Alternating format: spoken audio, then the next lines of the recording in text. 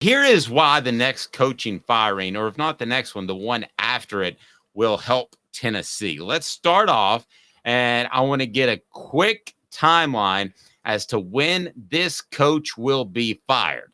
First down, Coop. Coop here. First down. Sam Pittman. John. Sunday. Okay. Caleb. A week from Sunday.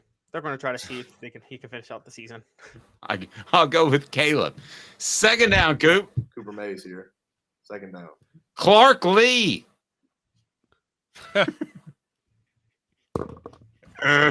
Before next year, Caleb, or not? No, I don't think Vanderbilt's a school that fires coaches after 2 bad years. I mean, aren't you allowed like 7 bad years at Vanderbilt, or what's the rule? Like 4? I don't know how many. I think it's 18. There's no limit. All right, now here's where I think it helps Tennessee. What down, Coop? Tennessee center Cooper Mays here. Third down. Shane Beamer. We all know Pittman's going to be the next coach fired, but we're talking about the next 2 SEC firings. Is Shane Beamer the post-Pittman firing? John? He certainly should be on the hot seat. South Carolina can be unusually patient for an SEC school. I think Shane Beamer will be around next year. I don't think he's getting fired this year. I think Billy Napier could get fired before Shane Beamer. Well, that's what I was getting to. Okay, so let's go ahead and get to that now. All SEC center Cooper Mays here. Let me Shane Beamer. Yeah, well, give me Shane Beamer now. He's going to be fired a year from now because Shane Beamer is going to be Shane Beamer without Spencer Rattler will be Butch Jones without Josh Dobbs. It'll be identical. Okay, so fourth down is Billy Napier. I've not been on the Billy Napier train from the get-go. Caleb can tell you this. He's a detail-oriented coach. It's what everybody said at SEC Media Days. But what does he coach really well? At least with Saban, defensive backs, with Kirby Smart linebackers and great recruiter. You can say that for both of them. Josh Heupel, an offensive coach. I never figured out what Billy Napier coaches better than everybody else. I've never found that out. So with Billy Napier, I think he will be the next coach to be fired, John. And I have no reason to believe that Florida will go out and make a great hire. That's Tennessee's SEC East rival, other than Georgia. Your thoughts on Napier and how another change could possibly help the Vols? Well, Florida gets a lot of credit for hiring Steve Spurrier and Urban Meyer, who won national championships there and dominated the league for a while. Two coaches, but they're overall coaches in 60 years. Yeah, no, that's what I'm getting to. I mean, most of these guys. I mean, they also had Will Muschamp, Jim McElwain. I could add a few more to that list, and now Billy Napier. Billy Napier's recruiting well. Good for him. Most Florida coaches recruit well. He's going to lose 14 games, 7 games each in his first 2 seasons at Florida. So how do you come back? How much could he improve next year against what should be one of the toughest schedules in the country? I see Billy Napier having 3 consecutive losing seasons, and Florida cannot keep a coach after 3 losing seasons. And again, you can point to the recruiting and say, yeah, well, he's building something. But look at the other coaches there who recruited well. Ron Zook recruited really well and set the table for Urban Meyer. But you didn't want Ron Zook. You think Ron Zook would have won 2 national championships? Of course not. No. And Rocky Top Tom says Napier and Beamer have beaten us when they had clearly better rosters. They're not bad coaches, and they're in relatively young tenures in their school. I don't know that the young tenures, Caleb, matters as much with the transfer portal now and NIL. I think the old 5 years to get it turned around thing is antiquated, and it's more like 3. I think it's always been 2. I've never seen a coach that didn't have a good second year that worked out, honestly. I've never seen a coach that didn't have a good year by their second year that didn't work out. And I think Billy Napier will be fired next year. I think they believe, he's selling keeping this recruiting class together, which they have like a top 4 class still, don't they? But I think once he starts losing a lot next year, they're going to fire him. I got to push back on both of you guys, though. And this is something I brought up last week, John. You weren't here. I think the culture of Tennessee is still not looking in the mirror because we talk about Florida, 2 coaches in 60 years who worked out. Tennessee's only hired 2 coaches who've won legitimate SEC championships in 60 years. Doug Dickey and Philip Fulmer. None of Johnny Major's championships in the SEC were legitimate or outright.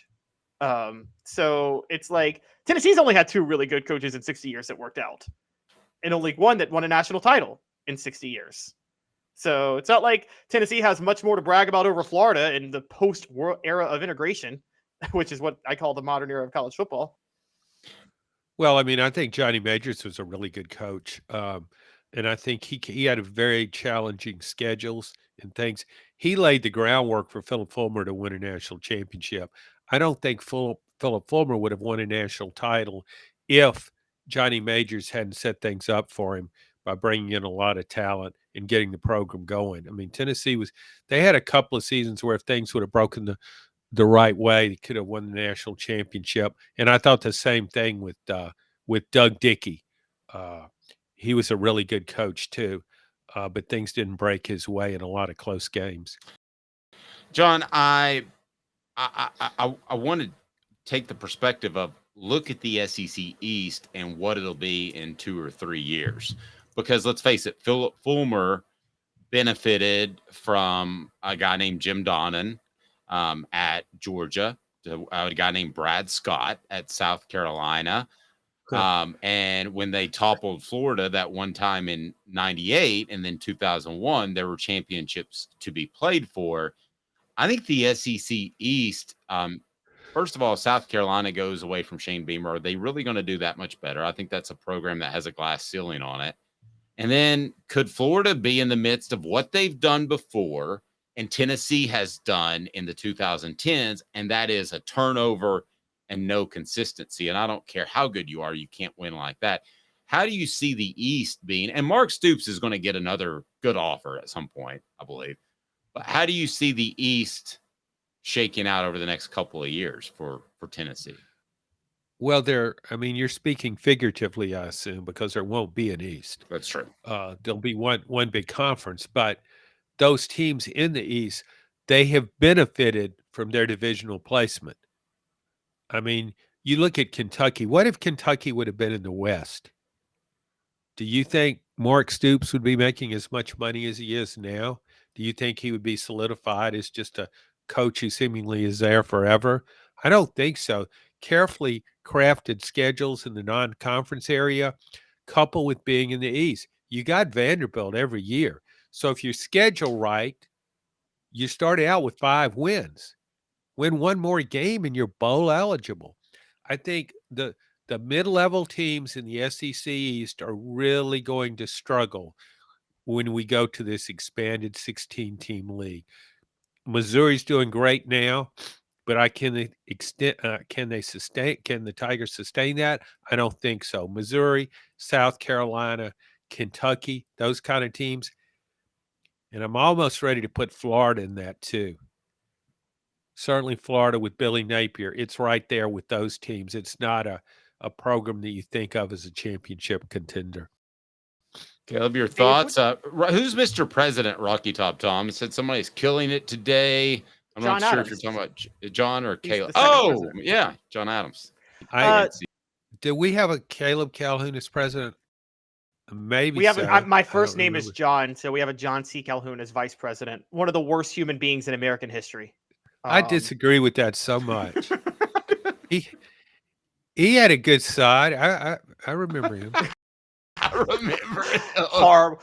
Horrible human being. John was just about a teenager, and he remembers it. This was Dave, which one? Sorry, Dave, but I think I missed it. Which fire did you said you think would help Tennessee? Because I don't think Billy Napier being fired would help Tennessee at all. Oh, that's a good point. So I was looking at his constant turnover, but yeah, maybe if they keep him for 10 years, then Tennessee's better off. Yeah, I don't think Tennessee wants Billy Napier to be fired ever.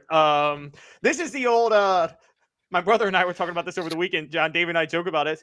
When you have a bad coach, when people affiliated with other schools in your conference are telling you how good that coach is and how you should stick with them.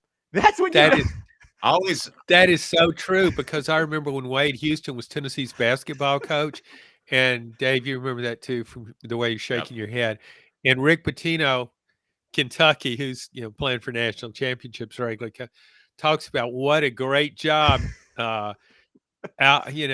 he's what Houston has done and Wade Houston has done. And this is a guy he really said something like this along the lines of, you want to keep this guy a long time. And then he beat him 61 points in the SEC tournament. John, that was before I was even in the biz and trying to think about the fact that some coaches will do something that's orchestrated or planned. And I remember maybe it was your column, I don't know, but I remember being in college. That was like 92, 93, right? And reading that and thinking, good Lord, Rick Pitino wants Wade Houston to be the head coach at Tennessee till they cancel the program. I mean, and why? It's because he's beaten the tarnation out of him. All right. I think Nick Saban was a Derek Dooley cheerleader for a while too. Nick Saban kept talking of Derek Dooley. He did commend somebody. Was it Dooley? Yeah. Well, did he do you remember anybody talking about Butch Jones? Butch Jones.